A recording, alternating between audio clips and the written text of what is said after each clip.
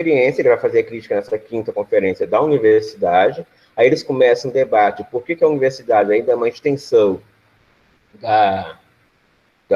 do ginásio, e o filósofo faz uma pergunta aos jovens, né, no sentido de que eles possam, aos jovens, do que eles acham que a universidade é um centro realmente de formação cultural. Aí eles vão responder que a universidade é que vai permitir para eles a autonomia, vai ensinar eles a serem autônomos e livres, né? Então, são duas respostas, tanto de um dos colegas do Nietzsche, e a outra resposta do jovem Nietzsche, que vai dizer... Aí o filósofo reage a isso, né? O filósofo se pôs a rir, mas de um modo que não era exatamente benevolente, e respondeu: você acaba de me dar um bom exemplo desta autonomia.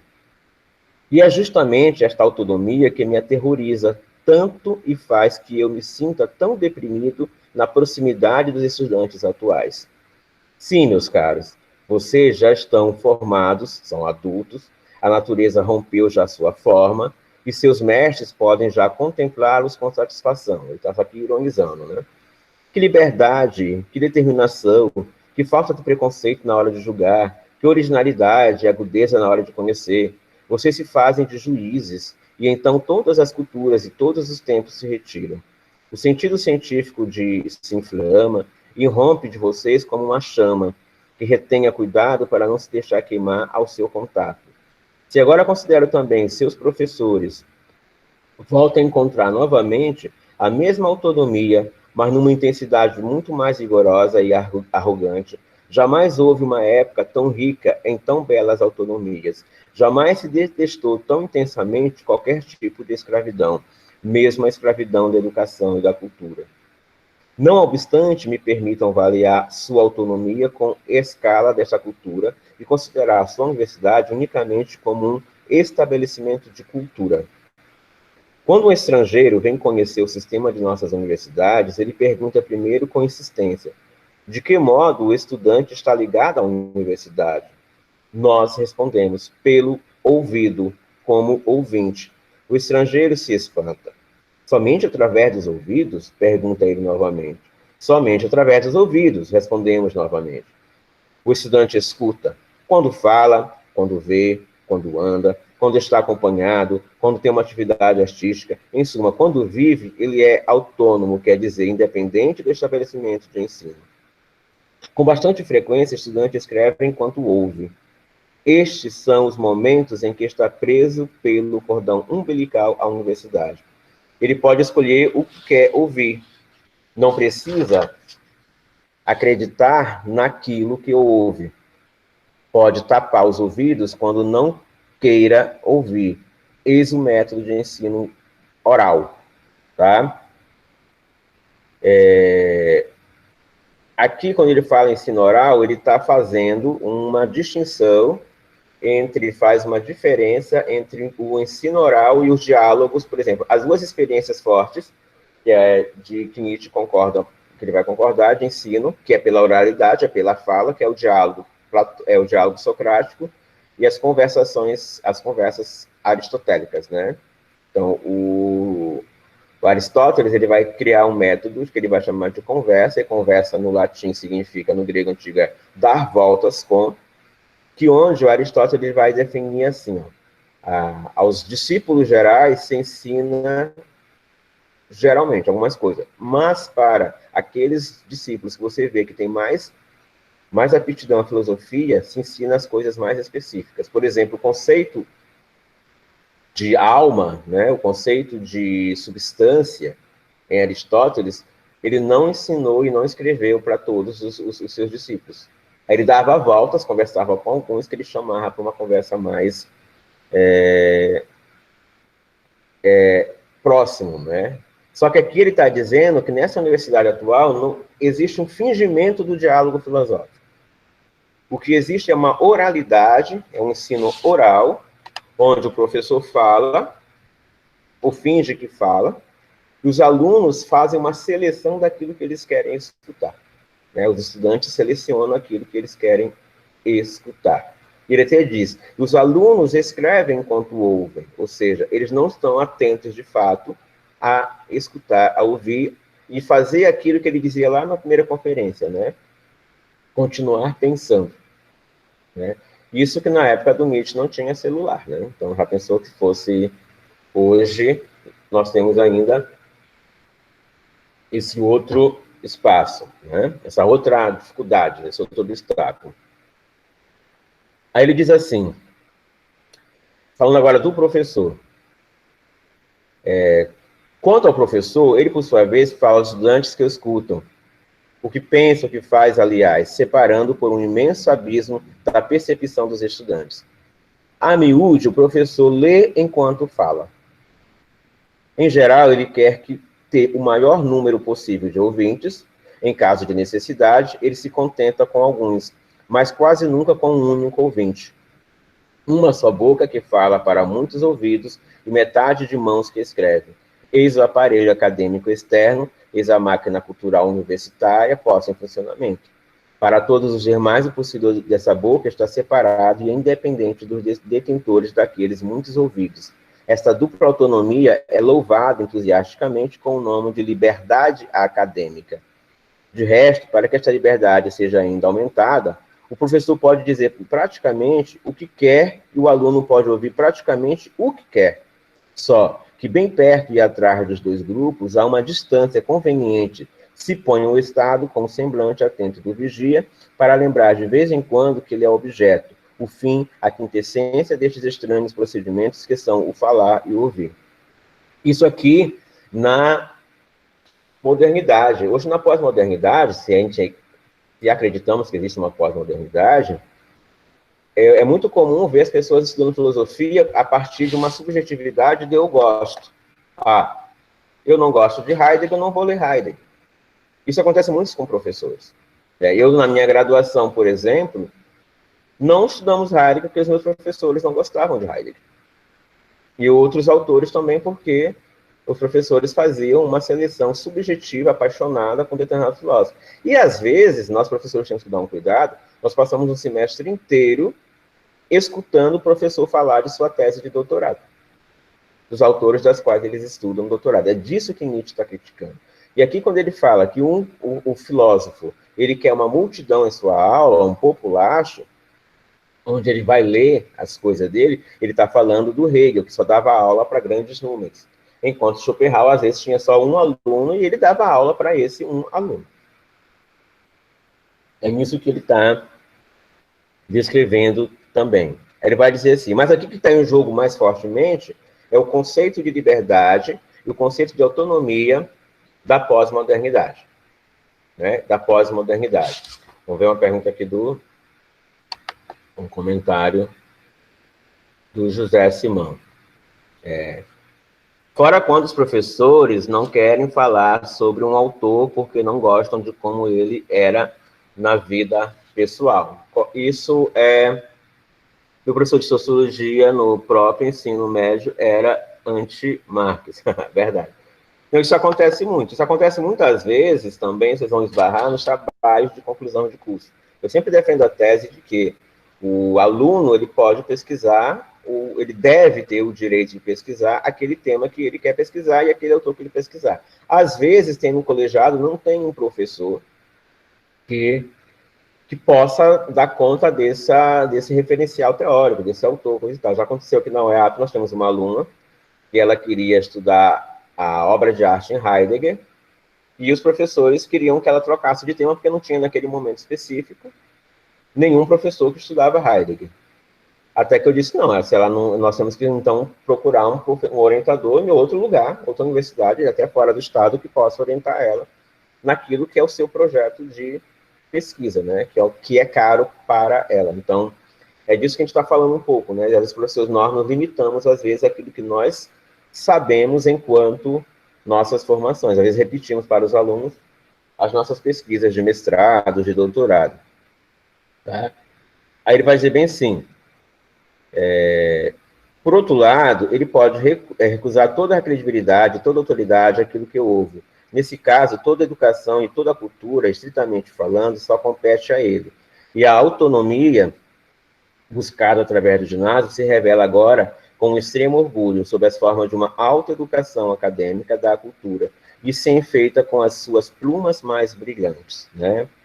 Livre, meçam esta liberdade. Vocês que conhecem os homens construídos sobre os pés de barro da atual cultura dos ginásios, quer dizer, sobre um fundamento que se esfarela, sua fundação fica torta e insegura. Se ele sobrevém um turbilhão de vento, veja o estudante livre, o arauto da cultura autônoma, imagine os seus instintos, interpretem-no em função de suas necessidades. O que lhes pareceria a sua formação se você soubesse medi-la com 3 instrumentos? Em primeiro lugar, por sua necessidade de filosofia. Em segundo lugar, por seu instinto artístico. E, enfim, em relação à antiguidade grega e romana, que é o imperativo categórico concreto de qualquer cultura.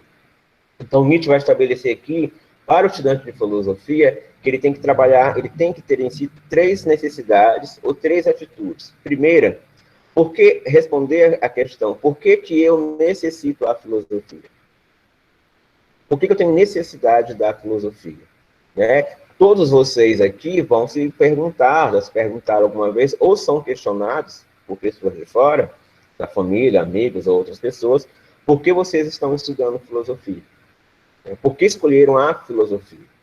Ou porque acidentalmente caíram na filosofia e quiseram permanecer na filosofia. Estou falando aqui com estudantes de filosofia, nem sei se todos aqui são estudantes de filosofia, mas no caso da filosofia. Então, qual é a necessidade que eu tenho da filosofia? Para que eu quero a filosofia? Qual a necessidade? Necessidade aqui é um conceito aristotélico, que é aquilo que não pode não ser. É o necessário. O que é necessário para mim na filosofia? O que me faz necessário na filosofia? A outra, o seu instinto artístico. Ele vai dizer aqui que o filósofo tem que ter um espírito artístico. E mais tarde, daqui a pouco eu vou falar sobre essa questão da arte na educação para Nietzsche. Né? O nosso instinto artístico. E terceiro, se voltar para a origem, que ele vai dizer que é o imperativo categórico, e aqui quem usa esse termo é o Kant. Hein? Kant vai dizer que o imperativo categórico é aquela máxima que eu falei antes, né? Mas para Nietzsche, o imperativo categórico para se estudar filosofia é a antiguidade grega. Voltar à antiguidade grega e romana, que é o imperativo categórico concreto de qualquer cultura. Ele vai estabelecer para o Ocidente essa questão. Já falávamos na mesa, por exemplo, sobre filosofia africana, os ameríndios, coisa e tal, de que nós temos outras referências em filosofias, né, que podem também ser acessadas. Mas aqui ele está falando desde a sua época que... E era muito comum, já os cursos hoje, por exemplo, eu quando fiz a graduação de filosofia, nós tínhamos obrigação no curso. A minha graduação, e não é tão antiga assim, nós tínhamos que fazer 2 línguas estrangeiras. Uma no curso de letras, que era uma disciplina optativa, e você escolhia qual disciplina que você queria escolher. A outra era uma língua clássica. E tínhamos também oficinas de grego, alguma coisa assim. Não que a gente aprendesse tudo, até porque era um processo esse. Mas tinha na matriz curricular essa coisa. Hoje já os cursos já não têm essa possibilidade, porque há uma exigência também na filosofia, que é muito importante, que é ler direto na fonte. Nós muitas vezes lemos os comentadores. Mas aí é uma estratégia de cada pessoa sabe como ler. Por exemplo, se eu vou ler Hegel, eu comecei pelos comentadores. Para mim é muito mais fácil de chegar.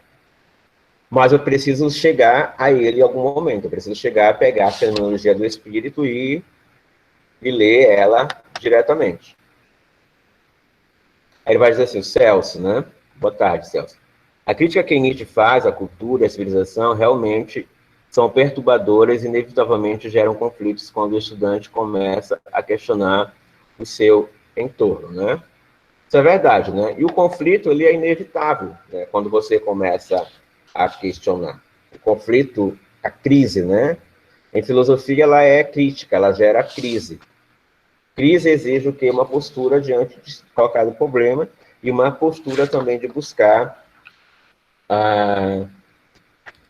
a mudança. E ele vai dizer que a universidade, ela não é um centro de ensino, ela não é um centro de formação do ser humano, ela só é um centro de cultura, mas cultura que ele vai usar o conceito de Bildung, ou building, né, que vai dizer assim, ó, este estado natural de extrema indigência deve, o que é facilmente compreensível, ser o inimigo mais escarniçado desta autonomia tão querida, para a qual o jovem culto na nossa época, me parece, devia ser guiado.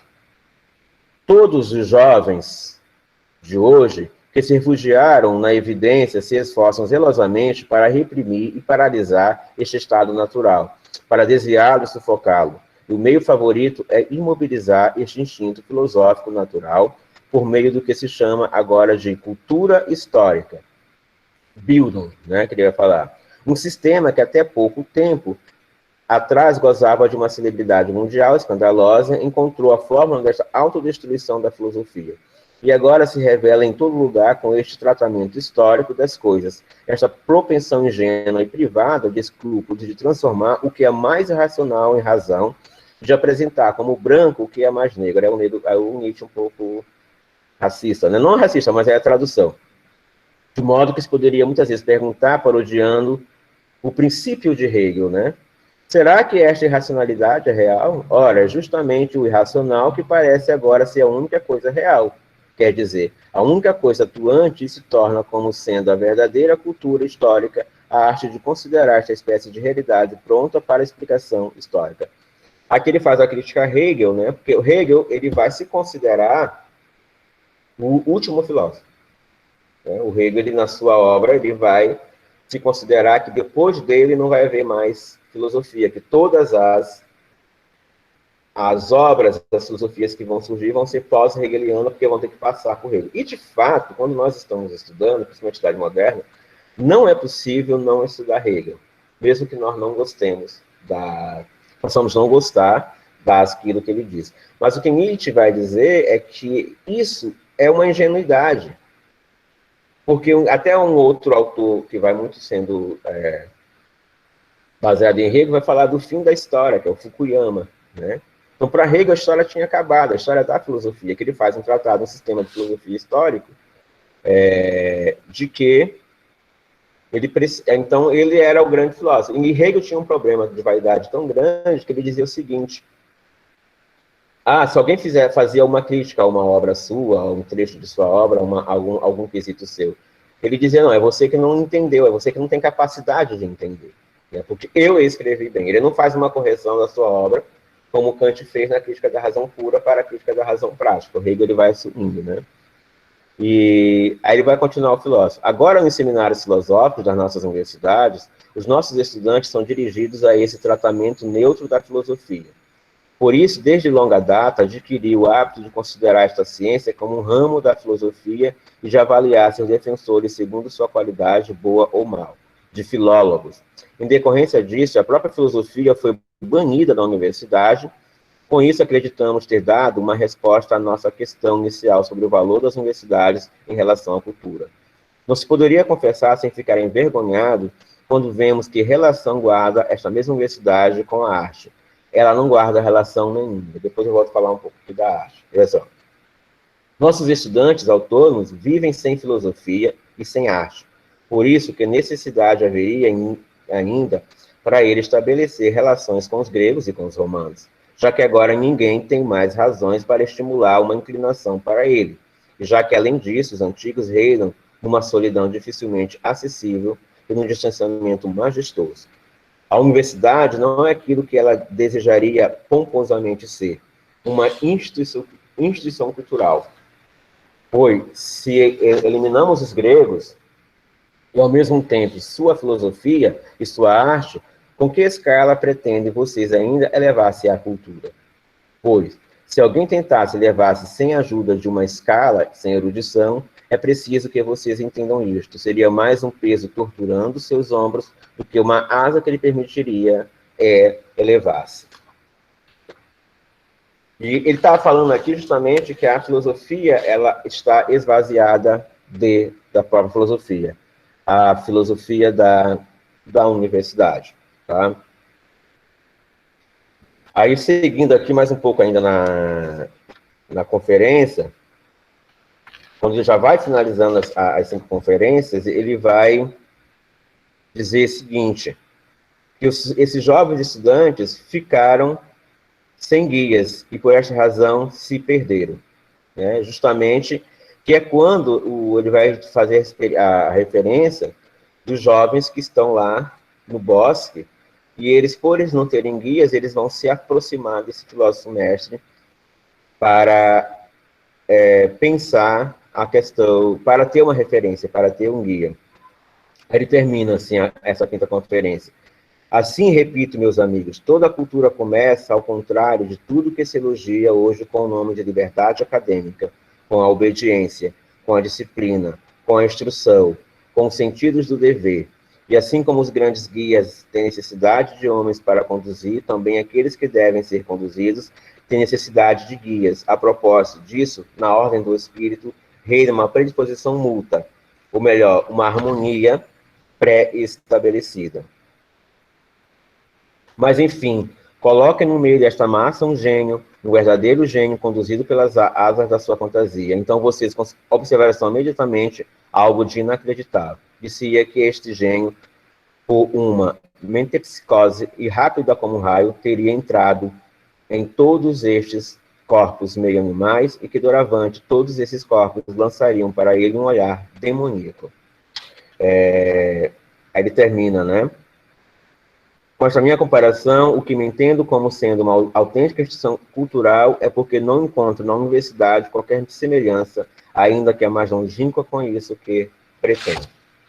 Ontem, na palestra do Walter Cohen, na conferência, ele trouxe algumas coisas que nós tínhamos conversado até antes, né,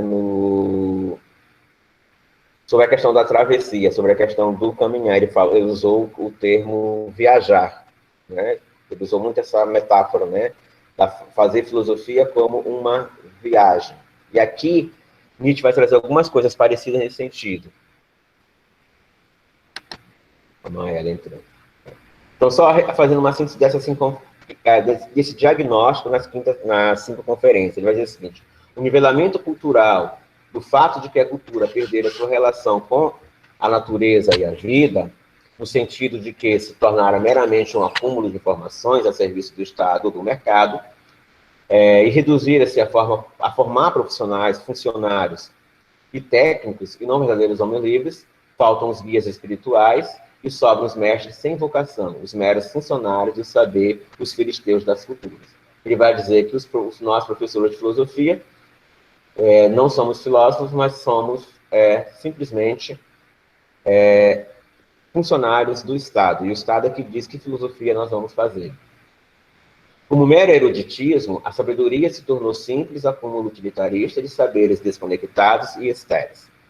Nietzsche, ao valorizar a filosofia e a artes, ao invés do historicismo e do jornalismo dominantes, pretende resgatar o verdadeiro papel da educação. Educar é ensinar o além do homem.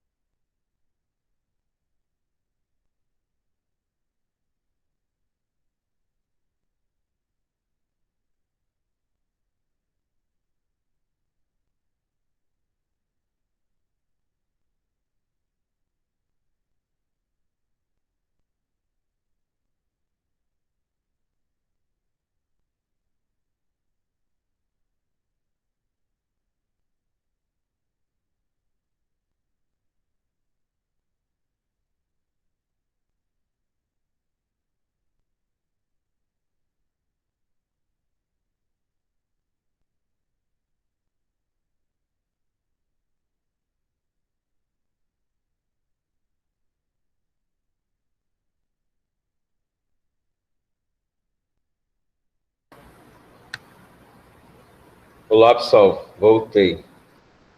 Houve uma queda de energia aqui, aí foi por isso que acabou a gente perdendo a conexão. Para quem não mora aqui no Amapá, isso acontece bastante. Só abrir aqui o arquivo que também eu perdi no computador, mas já vai estar retomando, tá? Eu falava, né, da comparação que o Walter Kohlmann usou a metáfora da viagem, que é um pouco aquilo que o Nietzsche vai dizer, né? E que eu falei ontem que é muito retomado na obra do Heidegger, né?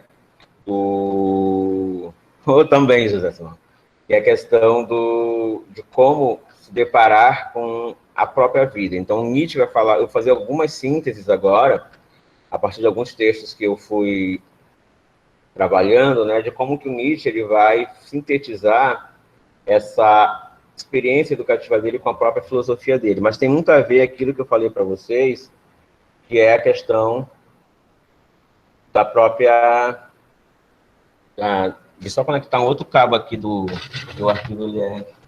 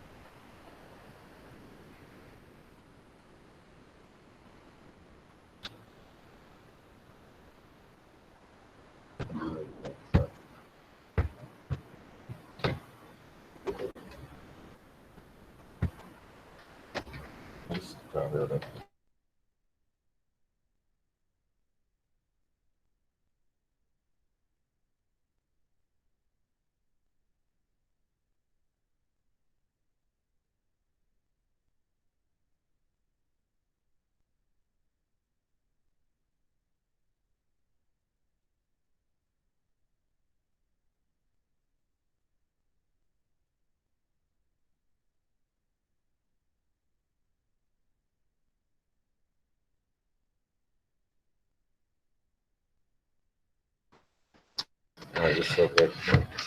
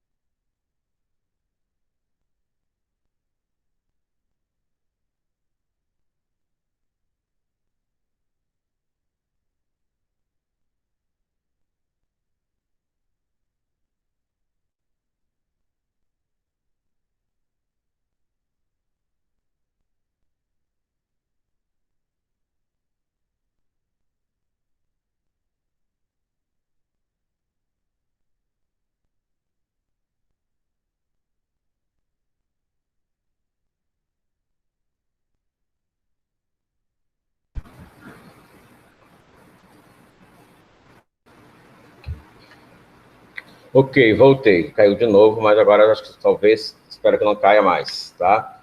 Então ele vai retomar essa filosofia, que ele vai dizer que a filosofia tem que ser encontro com a própria vida, né? E não necessariamente um saber. Até o Coan fala hoje que filosofia não se trata necessariamente de saber, né? Mas se trata muito de viver. É nisso que Nietzsche vai falar. Mas antes de entrar nessa questão, vamos falar um pouquinho sobre a questão da relação do Nietzsche com a arte, tá?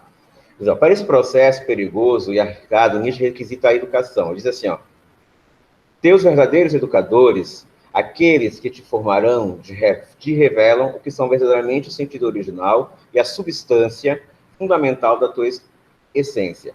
algo que resiste absolutamente a qualquer educação e a qualquer formação. Qualquer coisa, em todo caso de difícil acesso, como um feixe compacto e rígido, que os educadores não podem ser outra coisa senão teus libertadores. E a educação vai fazer um processo de libertação, né?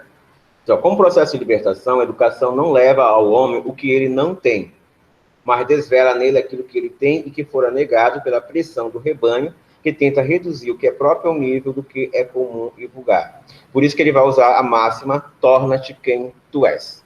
Né? Torna-te quem tu és. Que a educação vai fazer o processo do homem encontrar-se consigo mesmo, com aquilo que ele tem. O homem, a mulher, no caso, se encontrar consigo mesmo, né? Pois é esse próprio que resiste à educação, que quer nivelar e tornar igual, o que se torna, por isso mesmo, o motivo central de outro modo de pensar a educação, como uma atividade artística de libertar o homem em si mesmo, de afurriar-se esse seu próprio como seu essencial, recusando tudo que é artificial ou artefato. E eis aí o segredo de toda a formação. Ela não procura os membros artificiais, os narizes de cera, os olhos de cristal. Esse tipo de educação constrói uma imagem falsa e degenerada do homem e faz de toda a cultura uma peça de horrores, tédio e cansaço. Aquilo que falávamos lá, talvez lá no primeiro dia, de educação enquanto um processo civilizatório, ela busca mais do que tudo formar esse homem artificial, esse homem falso. Então, que ele vai questionar na moralidade hegeliana, principalmente na eticidade hegeliana, e também na moral kantiana, mas também na moralidade da própria época. Ele vai dizer assim, ó, ao contrário, aquela outra educação é somente libertação, extirpação de todas as ervas daninhas dos dejetos dos vermes que querem atacar tenras sementes das plantas. Ela é a efusão de luz e calor, o murmúrio amistoso da chuva noturna, ela é a imitação de adoração da natureza no que essa tem de maternal e misterioso. Ela consuma a natureza quando, conjurando os acessos impiedosos e cruéis, os faz levar a bom termo, quando lança o véu sobre suas intenções e madrastas e as manifestações de sua triste cegueira. O Nietzsche vai utilizar em vários textos dele uma alegoria. Se Platão usou a alegoria do processo educativo da caverna, né, porque nós olhamos a caverna como um projeto de teoria do conhecimento, de educativa.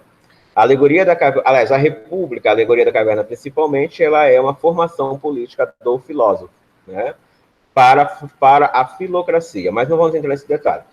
Mas o Nietzsche vai utilizar não a caverna, mas ele vai utilizar a imagem do jardim, tá?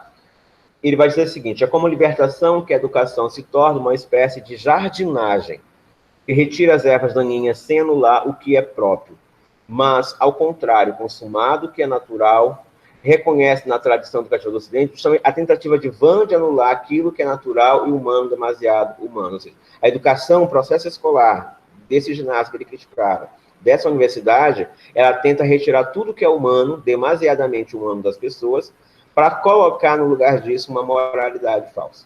Aí ele vai chamar da moral de rebanho. Ele vai dizer que a experiência da jardinagem é o contrário. O educador e o próprio educando vão ao encontro de si mesmo, retirando somente aquilo que é daninho.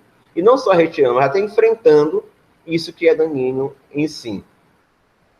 Então, ele pensa a atividade educativa como uma ação estética, que é canalizar artisticamente os aspectos negativos, impiedosos e cruéis, levando a um bom termo. Ao invés de anular, canalizar, portanto, a educação é um exercício de jardinagem, que liberta no homem a sua natureza própria, favorecendo o seu crescimento como forma de disponibilizar mais material para a sua arte. Crescidas plantas podem ser moldadas com mais criatividade e engenho.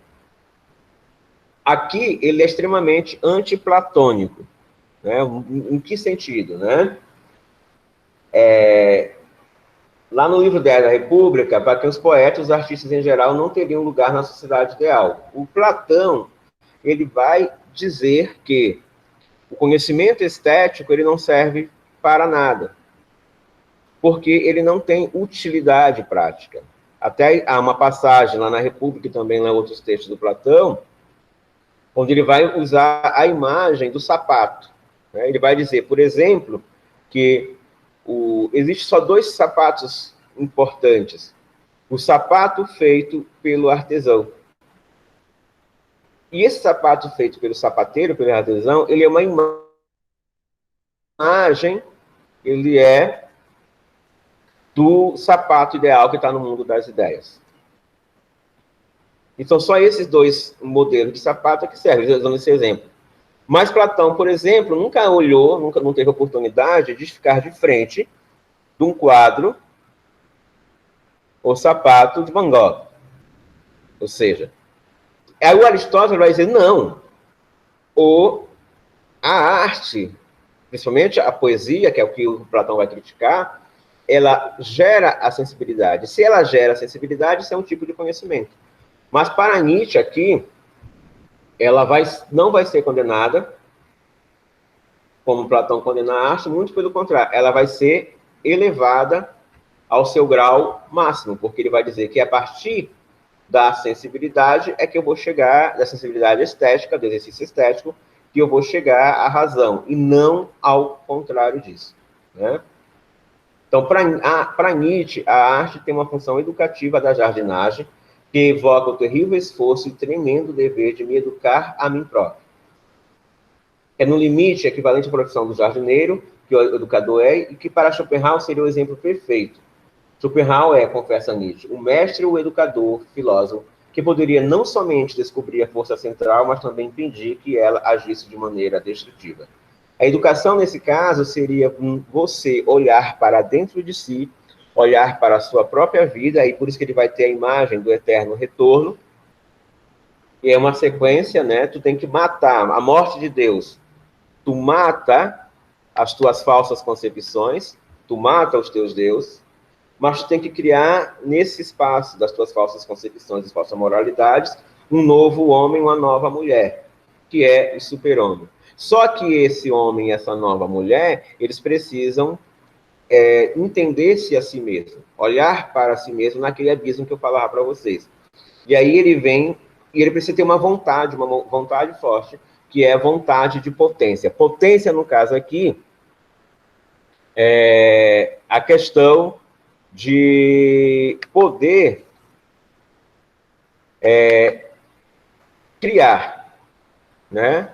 No sentido de poder criar, é a minha vontade de criação, que é a minha vontade de viver. Se eu crio, eu vivo. Se eu construo uma obra, eu estou afirmando a vida. Ele vai dizer que os educadores tradicionais alimentam o ódio hereditário a tudo que é natural, que condenou a alma moderna a ser estéril e sem alegria. No tempo, aí é uma coisa muito agora, no tempo de doenças de epidemia, Nietzsche reconhece a urgência de educadores como médicos da cultura. Ele diz, jamais tivemos tanta necessidade de educadores morais, jamais foi tão pouco provável encontrá-los nas épocas em que os médicos são mais necessários na ocasião das grandes epidemias, é então que eles estão também mais expostos ao perigo. Então, esse educador que Nietzsche propõe, que ele vai ser um médico, no caso ele dizer que ele era um psicólogo, esse médico ele vai estar também exposto ao perigo desse processo de cura da qual ele vai fazer esse processo educativo. Então, a ausência dos verdadeiros mestres espirituais é equivalente à sua raridade. O verdadeiro educador não é aquele que permanece, conforme Kant, atrelado à universidade, submetido aos governantes, salvando as aparências de uma fé religiosa, suportando viver entre colegas e estudantes, segundo o modelo do sistema educacional do iluminismo, que fez da filosofia uma mera filosofia de professores. O filósofo, como verdadeiro renovador da cultura, deveria tomar as rédeas, portanto, do processo educativo. O filósofo deveria ser, sobretudo, um filósofo da educação e não reduzir a sua tarefa de educador ao entendimento da necessidade do Estado. Então, como vê o filósofo, a cultura da nossa época, completamente diferente. Então, para Nietzsche, todo filósofo é um filósofo da educação, deveria ser um filósofo da educação. Para ele não existe falar, eu sou um metafísico, eu sou um kantiano, eu sou um nietzschiano, eu sou Foucaultiano, coisa e tal. Não, você é um filósofo que lê esses filósofos como ferramentas, mas você se forma filósofo para você educar. O sentido principal da filosofia para Nietzsche é a filosofia da educação, mas de uma outra educação, nessa educação erudita. Aí ele vai trazer algumas questões que são muito importantes, né, que é a questão da solidão. Né? Completamente diferente, eu preciso confessar que todos os professores de filosofia são satisfeitos com estados em que vivem. A solidão e o aprofundamento no que lhe é próprio fazem o verdadeiro filósofo, educador, ver com outros olhos a cultura de seu tempo e apontar nela o que há de equivocado e doentio. Seu diagnóstico é contundente. Ele diz, quando ele pensa na pressa geral, no crescimento vertiginoso da queda, no desaparecimento de todo o recolhimento, de toda a simplicidade, ele parece quase discernir os sintomas de uma extirpação e de um desenraizamento completo da cultura. Tá? A cada dia elas se tornam mais, as classes cultas não são mais os faróis ou os vazios em meio a todos esses turbilhão de espírito secular. A cada dia elas se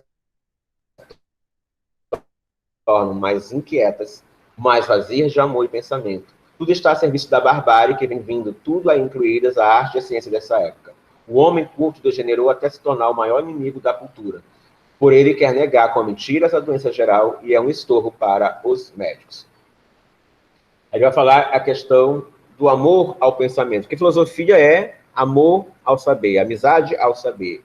Ele vai dizer, a falta de amor de pensamento é equivalente simbólico à falta de amizade e de solidão, não apenas como sintoma, mas como causa da epidemia que obteve da educação o seu aval. Quando tudo na Terra é determinado exclusivamente pelas forças mais grosseiras e mais malignas, pelo egoísmo dos proprietários e pelos déspotas militares. O filósofo educador, como médico da cultura, faz-se urgente e, ao mesmo tempo, é ameaçado pelo doente. Há risco de contaminação quando se quer negar a doença. Cabe ao filósofo educador erguer, mais uma vez, a imagem do homem. No meio destes perigos da nossa época, quem, então, doravante, consagrará seus serviços à sentinela de cavalheiros, a ideia da humanidade, ao tesouro do templo sagrado inatingível que as várias gerações, pouco a pouco, acumularam. Tá? Aí ele vai trazer uma outra coisa, que aquilo que ontem o professor Walter Cohen falava, a filosofia não se trata do que tu sabes de filosofia, não é uma questão de saber, mas é uma questão de viver. E o Walter falava de viver viajando, né? E o Nietzsche tem um livro que é muito bonito, que ao mesmo tempo é um livro muito triste, porque vai falar dessa experiência dele, de quando ele sai da universidade, vai para a Itália, volta para a Alemanha, que é O Andarilho e Sua Sombra, que é onde, se alguém quer entender um pouco o que é solidão em Nietzsche, ele vai tratar mais fortemente nessa obra, que é uma obra pequenininha, mas ela é muito densa. Aí ele vai dizer assim, viver filosoficamente é a melhor forma de ensinar. Por exemplo, eu preciso viver a minha filosofia. Acho que todos vocês que já fizeram uma pesquisa em filosofia, um trabalho de conclusão, uma dissertação, ou que vão fazer isso, quando vocês escolhem um autor, ou um tema, ou um problema para ser pesquisado, do ponto de vista até psicanalítico, freudiano, é esse tema, esse autor que eles escolheram. Porque existe uma escolha muito mais afetiva, primeiramente, do que racional. E se você se deixar contaminar que esse autor que lhe afete, por exemplo, uma mulher estudando Nietzsche, se ela não se sente afetada ou até agredida, às vezes, isso é uma questão de afeto, pelo que Nietzsche diz das mulheres, dificilmente vai deixar entender a filosofia, passar por essa questão. Mesmo nós homens também podemos passar por essa questão. O que ele vai dizer é viver filosoficamente é a melhor forma de filosofar. Por isso que a filosofia, ela exige de quem a faz. É um dos cursos que nós começamos com 50 alunos, às vezes formamos 5. Né? Por várias razões, mas uma delas é porque há um determinado momento entre lá nos semestres que a filosofia ela te afeta, ela te encontra, como o Jorge La Rosa faz, ela ocupa o teu corpo todo. Né? No lugar de um modelo educativo de transmissão, de saber segundo valores, costumes e uma mentalidade mercantil estatal, pretende uma educação filosófica que corra pelo exemplo de vida. Se ele sabe que a filosofia é o único conhecimento capaz de conduzir o homem para a plena liberdade de si mesmo, e não as ciências fragmentárias, os conhecimentos tecnicistas, ele também sabe que ela precisa ser antes vivida. Ou seja, eu preciso viver a filosofia que eu prego. Diz assim, ó, estimo tanto mais um filósofo, quanto mais ele está em condições de servir de exemplo. Ninguém duvida, por exemplo, de que ele pudesse arrastar no seu cortejo povos inteiros, mas o exemplo deve ser dado pela vida real e não, já respondo, e não unicamente pelos livros. Deve, portanto, ser dado como ensinavam os filósofos da Grécia, pela expressão do rosto, pela vestimenta, pelo regime alimentar, pelos costumes, mais ainda do que pelas palavras e, sobretudo, mais do que pela escrita, como estão longe ainda na Alemanha desta corajosa visibilidade filosófica. Deixa eu responder aqui uma questão que chegou. Eduardo, você mencionou antes o filiteísmo de cultura. Pode explanar mais sobre o que significa a crítica de Nietzsche a isso? Ele justamente vai falar do filisteu, né? Daquele erudito, que ele sabe tudo, mas ele não se permite que esse saber passe pela vida dele, né? É o erudito, né? Ele é um especialista. Ele sabe, por exemplo, eu posso ser um filósofo que sei muito bem. Eu conheço um filósofo famoso no Brasil, que ele é muito famoso no Brasil, na Alemanha, não vou dizer o nome do cara aqui, mas ele é especialista no parágrafo 40 de Ser e Tempo. Ele é um dos maiores heideggerianos, mas ele é o cara desse parágrafo. Para o Nietzsche, isso seria um filisteu. Ou seja, o cara usou a filosofia somente como um instrumental. Que ele acumula, ele tem uma série de palestras e de cursos e de artigos sobre essa... Eu não estou dizendo que isso não seja válido, é extremamente válido. Mas eu estou contrapondo esse exemplo ao que Nietzsche está dizendo, né? E ele vai dizer assim, ó, retomando isso aqui que eu acho muito bonito, né? O filósofo da Grécia Antiga, pela expressão do rosto, pela vestimenta, pelo regime alimentar, pelos costumes. E o filósofo tem que ser, para Nietzsche, consequente de sua filosofia. Se vocês leram, por exemplo, a Apologia de Sócrates, o que tem ali? São os amigos e os discípulos de Sócrates tentando fazer com que ele fuja e não tome a cicuta, da qual ele foi sua pena de morte. E não tome a cicuta. O que está ali, Sócrates, não, eu não posso não fazer isso. Eu não posso não fazer isso. Porque se eu não tomo isso, se eu não tomo a cicuta, e se eu não morrer, a minha filosofia foi em vão. Eu estou sendo contraditório com aquilo que eu justamente preguei como vivência. Então, a filosofia para Nietzsche é antes vida filosófica que entrega todas as coisas humanas e mais próximas. A filosofia não passaria, então, de uma doutrina das coisas mais próximas. O que é mais próximo de nós? Tem coisas, por exemplo, que nós não conseguimos filosofar até então na modernidade. A modernidade com a moral, por exemplo, não filosofava a sexualidade. E o que é mais próximo de nós a sexualidade? Do que a sexualidade? Eu falo sexualidade, não estou falando só de ato sexual, só da experiência sexual, estou falando de todos os nossos desejos. E é quando Freud, Lacan, Foucault vão ler Nietzsche, eles vão compreender que essa coisa mais próxima nossa precisa ser filosofada. Aí é que nós vamos ter os grandes, né, o Foucault principalmente, fazendo suas arqueologias, suas éticas e suas... sobre a sexualidade, sobre a história da sexualidade. Inclusive, saiu o último, ainda esse ano, saiu um livro novo, uma tradução nova sobre a história da sexualidade, o livro 4 de Foucault. Né? Eu ainda não li, mas é muito interessante ler. Ou seja, que ele vai entender que essas coisas, nós temos que filosofar das coisas mais próximas de nós. Por exemplo, hoje no Brasil, nós temos que filosofar sobre a pandemia, sobre a dor. E a palestra daqui a pouco, ela vai justamente tratar sobre esse Brasil que nós estamos vivendo hoje. Aquilo que é mais próximo de nós. E a filosofia, para mim, é uma dieta pessoal que busca meu ar, minha altura, meu clima, minha espécie de saúde, pelo rodeio de minha mente. Ou seja, o filósofo, antes de tudo, ele é um filósofo de si mesmo. Ele rodeia a sua mente. Né? É que em Nietzsche, Marcelo, a filosofia e vida são indissociáveis. Não existe essa separação entre ambas as partes. Né? A filosofia se dá no seu âmbito de intensidade, naquilo que te afeta. Né? Isso justamente. Né?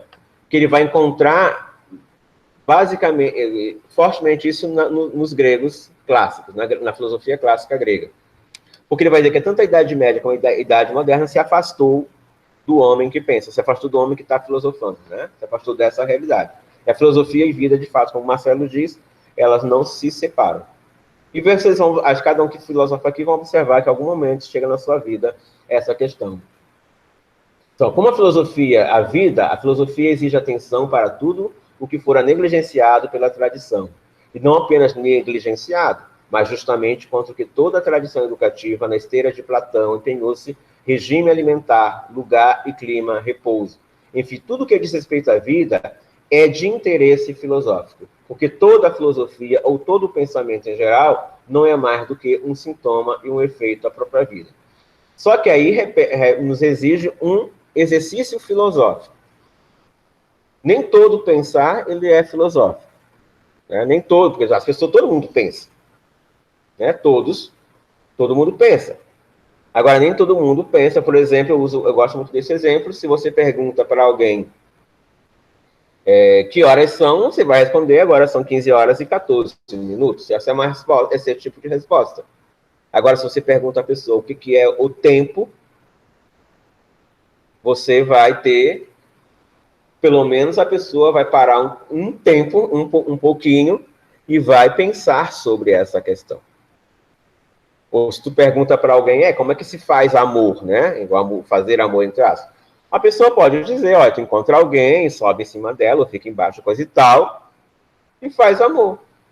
Agora, se tu pergunta o que é o amor, aí a pessoa já, ou tu mesmo, ao te perguntar o que é o amor, você já vai pensar. Então, é esse exercício do método que é diferente, né? De como que eu vou chegar. E vai ter a maiêutica socrática, vai ter esse exercício que o Nietzsche faz, o Foucault nas suas arqueologias, ou seja, é buscar um método para pensar a vida.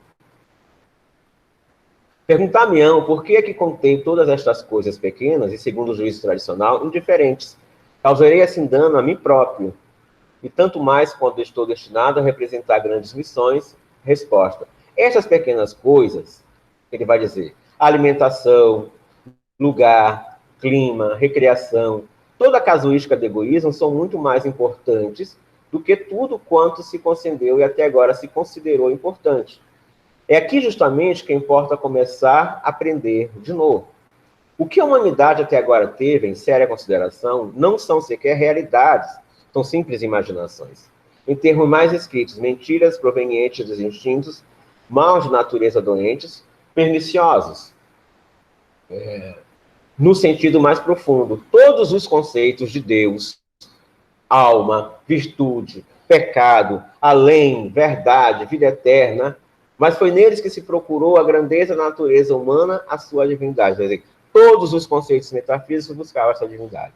Todas as questões da política, da organização social, da educação, foram, de cima ao fundo, totalmente falsificadas, porque se tornaram, como grandes homens, os homens mais perniciosos, porque se ensinou a desprezar as coisas pequenas, ou seja, as preocupações fundamentais da vida. O necessário não é apenas para se suportar, menos ainda para se ocultar.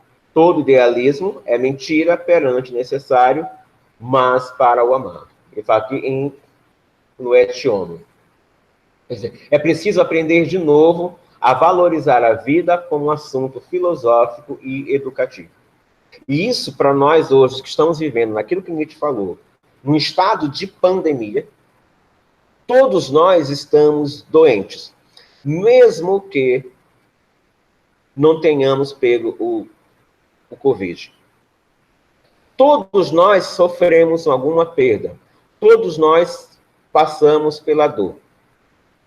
O que a cultura do negacionismo faz é que nós não nos encontremos não nos encontramos diante dessa dor na qual nós estamos sentindo. E é disso que ele vai dizer. É preciso aprender de novo a valorizar a vida. Acho que todos nós aqui, talvez agora não mais tanto, mas todos nós aqui, lá em março, abril, lá em maio, no auge da pandemia, todos nós vivemos eu vivi, eu não tenho vergonha de dizer, mas todos nós vivemos pelo menos um sentimento, medo. Medo de ser contaminado e medo de morrer. Né? E medo de morrer. E um outro medo que nós também vivenciamos nesse momento pandêmico, o medo do próximo. Porque se nós não estamos hoje na Semana Mapaense de Filosofia, fazendo ela, não estamos aqui numa sala, nós fechados, porque nós estamos com medo de todos nós. E esse medo, ele é saudável, porque a gente vai se contaminar, logicamente. Mas é desse medo, é dessa dor, é dessa perda que Nietzsche está dizendo que é esse momento histórico nós precisamos fazer. E se eu vou lá como filósofo, lá em Kant, por exemplo, eu sou um kantiano, vou lá em Kant, eu tenho que ir só pegar uma referência metodológica no Kant para me compreender a época. Porque o que o Kant tentou fazer e fez foi tentar entender a sua época. Fazer filosofia da sua época. Só que nós ficamos ainda, abrimos um livro e enfiamos a cara ali dentro e esquecemos o que está ao redor daquilo. Que é o que o Karl Marx dizia, né? O filósofo fica olhando para as estrelas, para o céu, enquanto os seus pés estão sujos na lama, da qual dessa lama ele não problematiza. Essa lama hoje, por exemplo, para nós seria o sistema, a forma de governo que nós temos no Brasil, os governantes, a nossa política, essa necropolítica que nós estamos vivendo, é uma lama que nós precisamos trazer para próximo de nós e pensar a nossa vida e a vida dos outros a partir dessa questão, tá? E aí ele vai falar do projeto da pedagogia da solidão. Para mim, para que eu possa fazer a experiência de problematizar, de filosofar sobre as coisas próximas da minha vida, eu preciso me conhecer. A forma mais importante de conhecer é entrando em mim mesmo. E a forma que eu entro em mim é a solidão. Quem já fez psicanálise deve ter observado uma coisa muito interessante, que é, você vai lá, senta, fala, o analista te escuta, e às vezes não responde nada, dá 40 minutos, 50, ele te manda embora, acabou. Mas quando você sai de lá, você sai totalmente mexido e cansado, às vezes, porque você falou de si, você entrou em si. E ainda nessas conferências, Nietzsche dá uma pista, a solidão e a amizade. Então, a pedagogia de Nietzsche, a pedagogia do martelo, ele quebra essa moralidade toda, essa educação tradicional, para chegar na sua pedagogia, que é a pedagogia da solidão e a pedagogia da amizade. Então, dois conceitos caros para Nietzsche é solidão e amizade. Ele vai dizer assim, até falando sobre o que me perguntaram antes. Marcelo, professor, sobre a temática da solidão em Nietzsche, é possível dizer que Nietzsche sofreu um impacto, influência muito grande no ensaio da solidão de Montaigne. Porque vejo algumas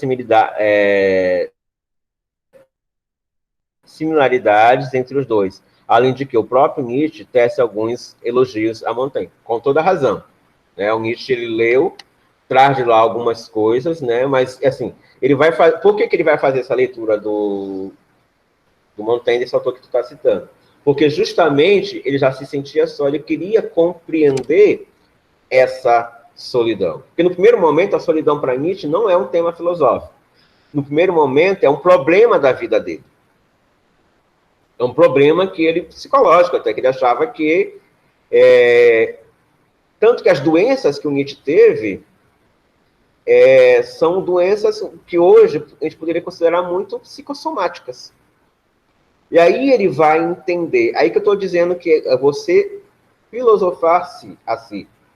Ele vai filosofar a sua solidão, ele vai entender essa sua dor. Aí ele vai lá no livro de Montaigne para entender o que é, quem já tinha estudado sobre solidão, quem já tinha teorizado. Ele vai encontrar muitas coisas parecidas nessas obras, e vai expandir para isso, vai propor essa solidão como um processo pedagógico.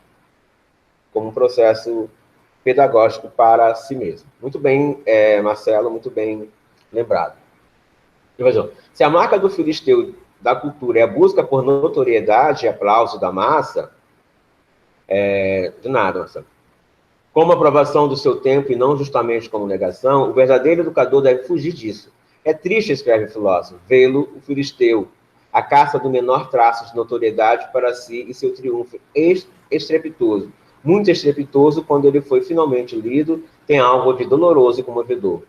Vivendo com medo de perder seus preciosos bens e honras, o filósofo já não pode mais assumir sua atitude pura, verdadeira, antiga, com relação à filosofia. Vive aqui e acolá, o filósofo sentindo-se o mais solitário dos homens, na medida em que assume a filosofia como forma de vida. Viver filosoficamente é, sobretudo, viver solitariamente.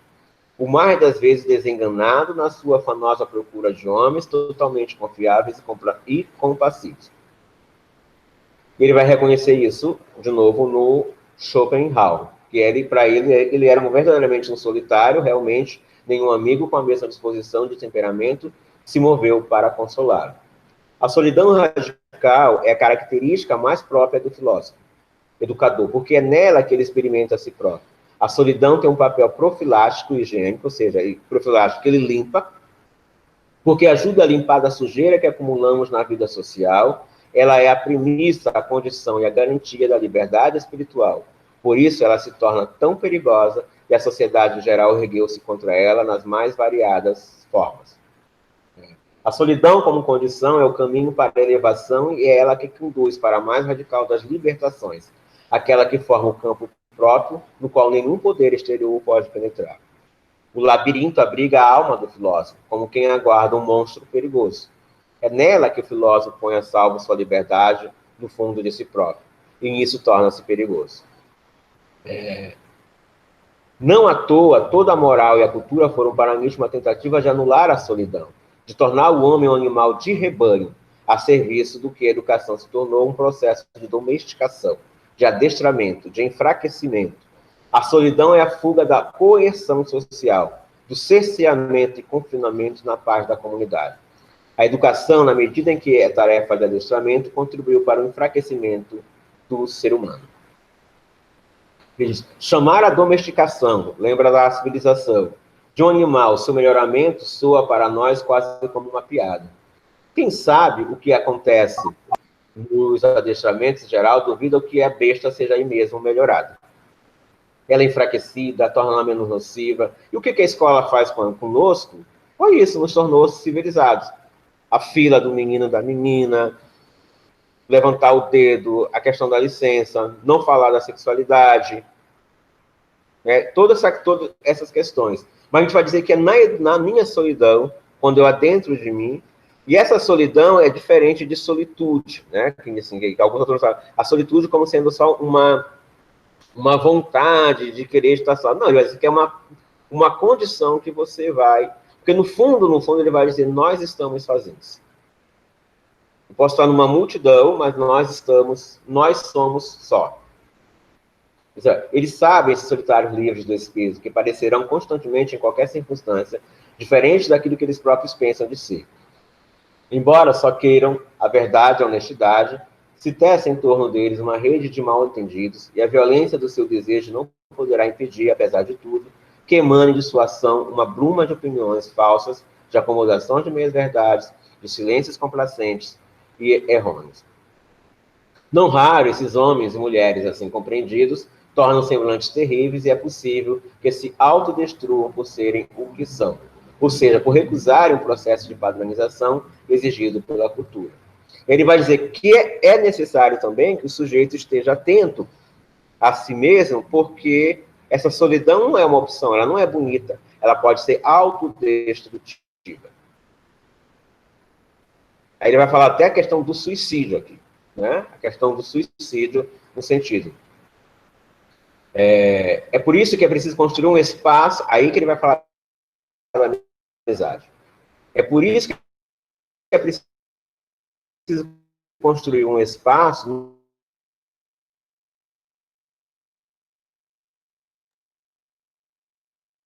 qual esses são dias que você só e muito só, sabe que chega um momento que você não se suporta a si mesmo. Esse espaço não é outro senão que é a amizade.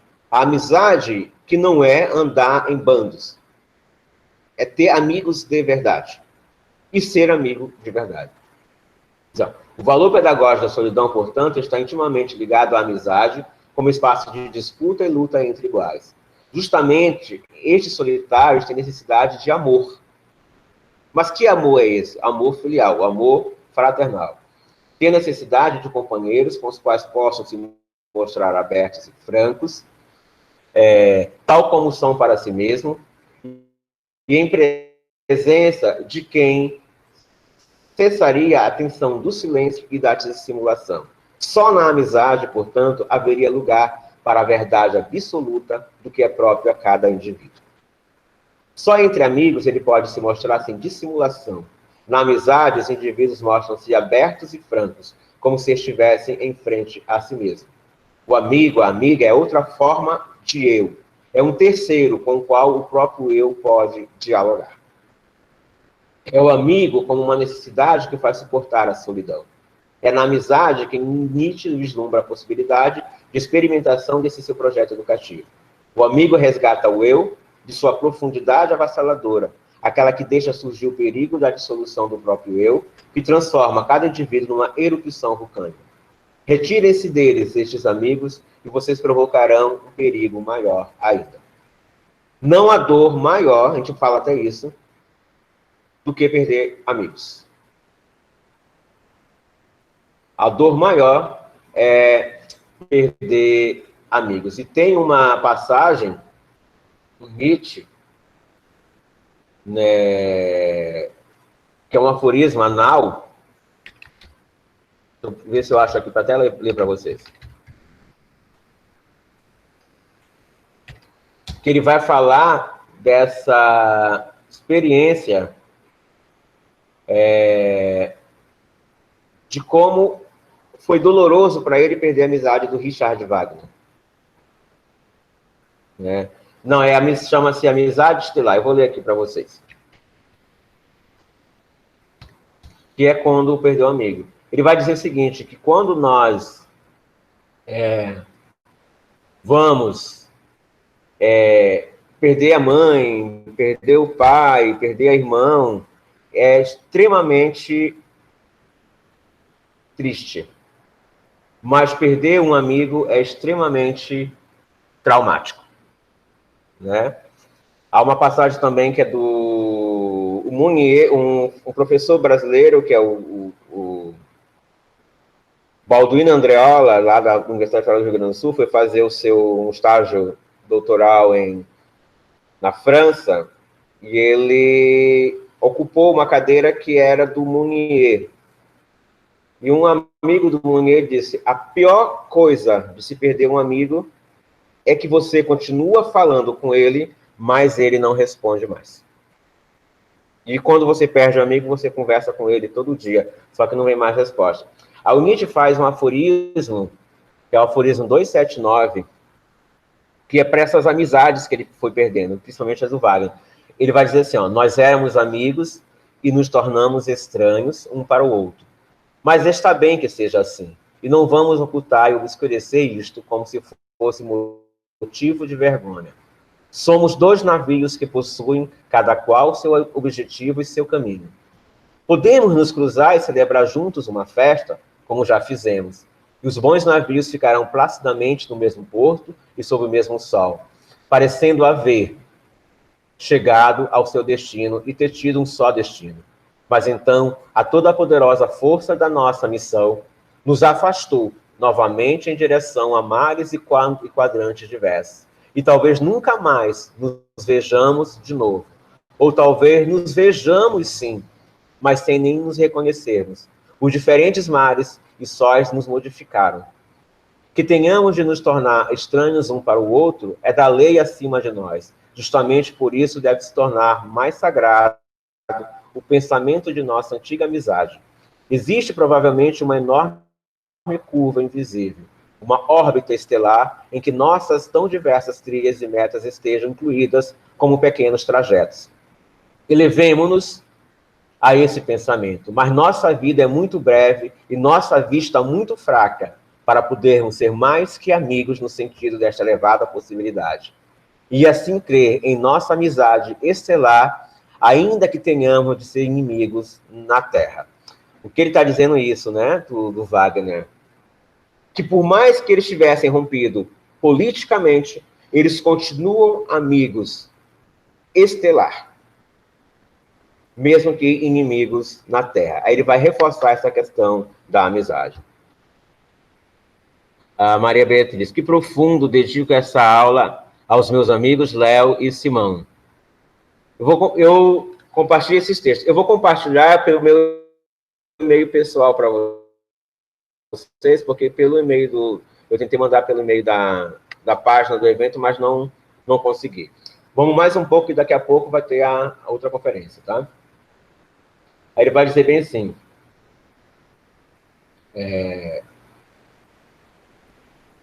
Aquele que deixa surgir o perigo de solução, há diversos filósofos que viveu em solidão, tendo inventado para si mesmo espíritos livres como figuração dos amigos impossíveis. E quando Nietzsche ele perde esses amigos, ele vai se isolando cada vez mais, ele vai falar dos espíritos livres.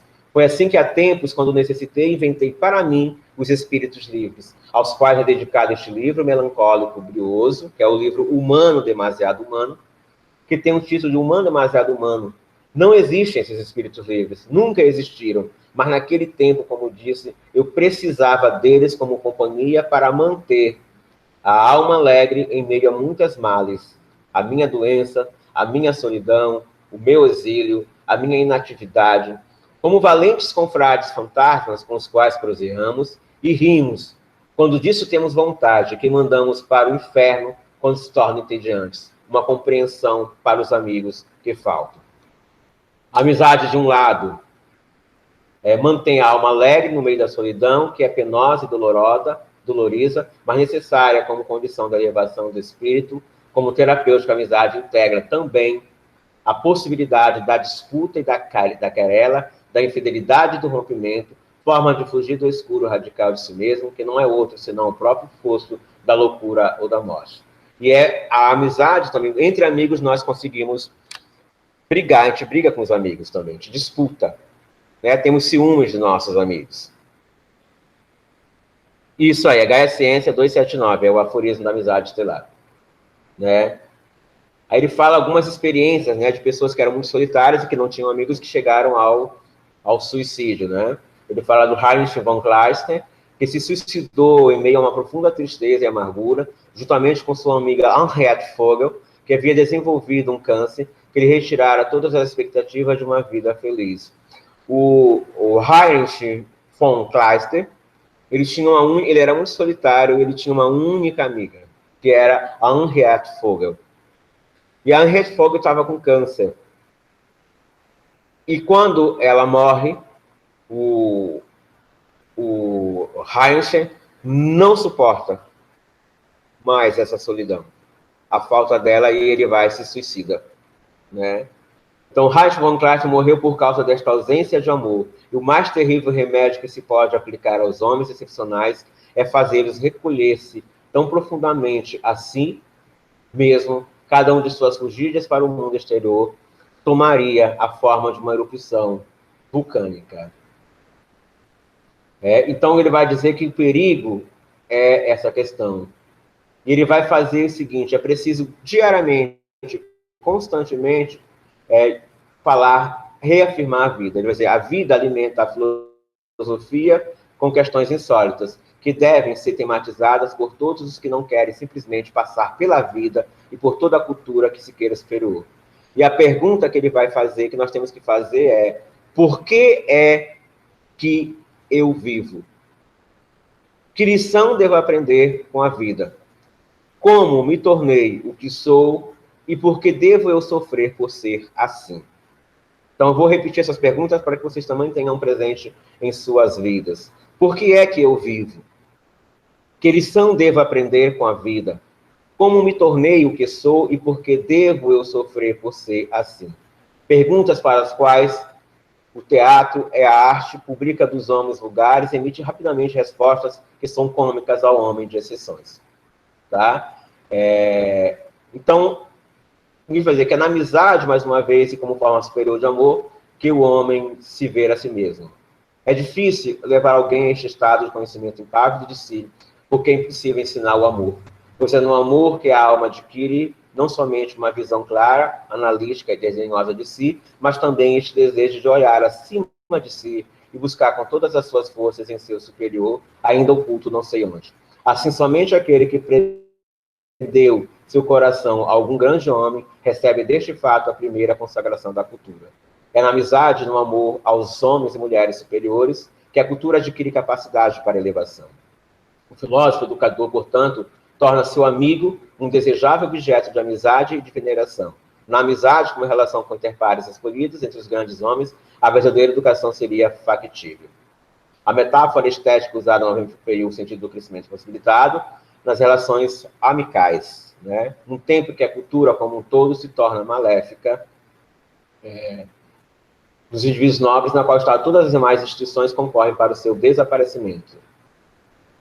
E ele vai, já vamos encerrando aqui, ele vai falar da amizade dele, experimental, né? Ele vai fazer, Nietzsche, além das obras dele, tem poucos estudos sobre isso, que são as cartas que Nietzsche escreve para as pessoas, para os seus amigos, né? Então, ele escreve muito para os seus amigos, as cartas são lindíssimas, dá para fazer trabalhos belíssimos de pesquisa sobre a Nietzsche mesmo, a partir das cartas que eles escrevem. Tem poucas traduzidas para a questão. E de tudo isso ele vai concluindo assim, ó. Fica sem resposta a questão se somos mais úteis ao outro indo ao seu encontro e ajudando, o que pode ceder de modo apenas superficial, quando não é uma interferência em relação tirânica, ou fazendo de si mesmo algo que o outro vê com deleite, como um belo, tranquilo jardim fechado, que tem muros altos para as tempestades e a poeira da estrada, mas também um portão hospitaleiro. Quem passou por essa experiência também de suicidar por essa tristeza da amizade foi o Walter Benjamin, né? O Walter Benjamin, ele que é um filósofo da escola de Frankfurt, ele estava sendo perseguido pela guarda nazista e ele fugiu. Ele estava em uma cidade, ele se hospedou, é uma cidade chamada Figueres, que fica na Espanha, na fronteira da Espanha com a França. Eu não quero me vaidade, eu tive a oportunidade de visitar o quarto onde o Walter Benjamin se hospedou antes de sair, de se matar. E ele estava a 1 metro, o Walter Benjamin, da possibilidade de entrar na França e se exilar e fugir. Mas ele vai lá e se suicida, ele se joga numa cerca elétrica. Porque ele não suportava mais a ausência, porque todos os seus amigos tinham morrido, todos os seus parentes tinham falecido ou presos pelo nazismo, né? E ele não suportou a solidão. Aí, encerrando aqui o último parágrafo, na amizade o homem conquista a plena liberdade e autonomia, porque nela a experimentação possibilita que ele se torne rei de si mesmo. O melhor que fazemos nesse interregno é ser o máximo possível nossos próprios reis, e fundar pequenos estados experimentais. Nós somos experimentos, sejamos-lo de bom grado. Como experimento, o homem precisa decidir-se por si, por isso, e aproveitar as relações como forma de cultivo de si. A educação como tarefa artística cumpre a regra necessária, então. Uma coisa é necessária, dar estilo a seu caráter, uma arte grande e rara. E é só na amizade que esse projeto se torna efetivo e nela vislumbramos a urgência de que a educação comece sendo uma pedagogia da solidão e se torne também uma pedagogia da amizade. Pessoal, e aqui eu vou encerrando. Eu espero que eu tenha contribuído com um pouco para vocês conhecerem o Nietzsche a partir dessa realidade. Espero mesmo que esse mini curso tenha servido para alguma coisa. Se não serviu, desculpa, né? E vocês podem ir aprofundando as leituras. Os certificados a gente mandou já uma orientação para vocês de como vocês vão fazer a emissão deles. Daqui a pouco temos uma conferência com o professor, presidente da Anpof, é muito importante assistir, porque vai trazer coisas muito interessantes sobre isso que a gente está dizendo, que é pensar o agora. Tá? E eu agradeço a disponibilidade, a paciência de vocês, por ter estado comigo nesses 3 dias. Houve esses problemas técnicos de internet que foge a nossa responsabilidade, mas eu agradeço, espero ter contribuído. Lá na página do evento tem uma avaliação sobre o minicurso, e sejam bem sinceros. Se não gostaram, digam que não gostaram. Se gostaram, digam que gostaram. E eu quero que a gente possa passar por esse momento triste e doloroso que estamos vivendo e possamos nos encontrar e nos abraçar brevemente. Na página do evento, é www.even3.com.br, VSADF 2020, que é a página do evento, tem a avaliação. Os certificados estão condicionados à resposta sobre a avaliação, tá? Então, pessoal, muito obrigado, tchau, até daqui a pouco. Deixa eu parar a gravação.